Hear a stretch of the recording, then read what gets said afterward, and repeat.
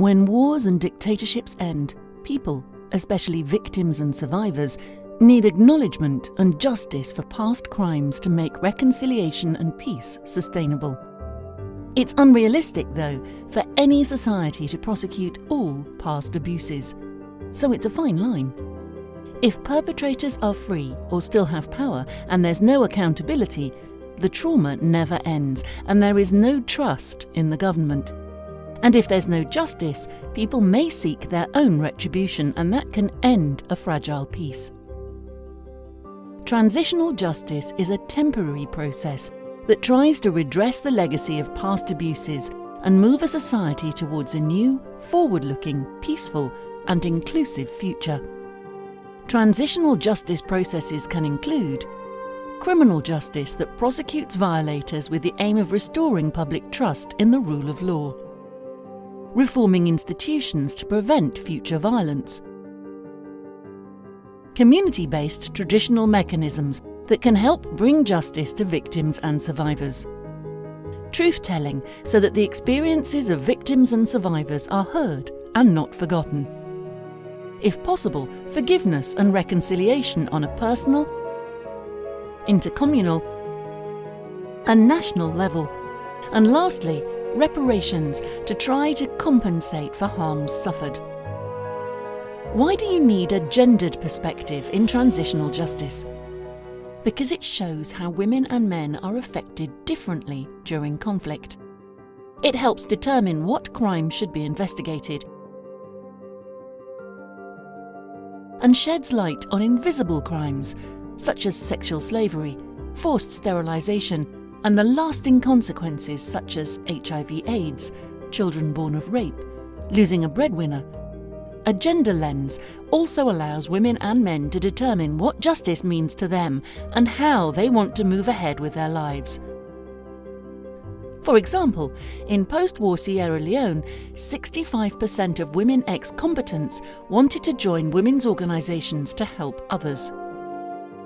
A gender lens also reveals that men and women's contributions to investigations are equally important because they hold different information. Finally, a gender lens can highlight the different needs of single-parent families after war and help alleviate the burdens on war widows and widowers. 5 steps to ensure a gender-sensitive transitional justice process. 1.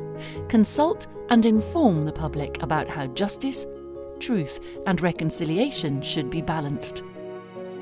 There's no perfect solution, but transparency helps build trust in the process. 2.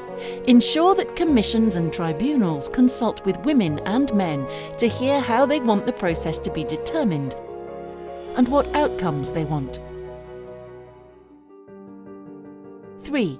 Ensure that there is a balance of women and men in the process and that they have gendered expertise. 4. Partner with women's organisations so they can help shape, inform and monitor processes. 5. Consider the logistical, security and trauma assistance needs of witnesses. Allow witnesses to speak in their own language.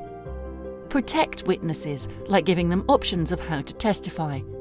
Have on-site trauma care and provide childcare. What outcomes could you aim for? Political or security figures that have a record of abuse are not reinstated. Laws and justice systems that discriminate or limit human rights are reformed. Authority from central government is passed to local areas. Land seized by the government and armed actors is returned to its rightful owners. Community reparations and victim support programs that include women are fully funded.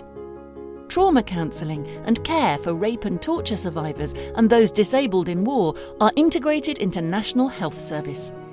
National memorials to victims and symbols of unity are created to help healing and foster pluralism and social cohesion.